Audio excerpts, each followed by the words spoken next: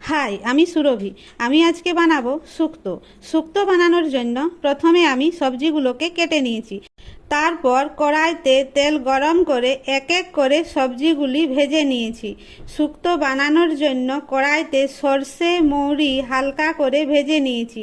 তারপর শিলনোড়াতে আদা, আগের ভাজা মৌরি, সর্ষে আর পোস্ত ভালো করে বেটে এরপর কড়াইতে হালকা তেল দিয়ে তার মধ্যে পাঁচফোড়ন, তেজপাতা ও কাঁচা লঙ্কার ফোড়ন দিয়ে আগের ভেজে রাখা সবজিগুলো দিয়ে এরপর তার মধ্যে আগের বাটা মশলা ও সানরাইজের শুক্তো মশলা দিয়ে ভালো করে নেড়ে নিয়ে তার মধ্যে পরিমাণ মতো জল দিয়ে সিদ্ধ হয়ে যাওয়ার পর 1 কাপ মতো দুধ দিয়ে নেড়ে নিয়েছি। এরপর সবজিটি মাখো মাখো হয়ে যাওয়ার পর সবজিটি নামিয়ে নিয়েছি।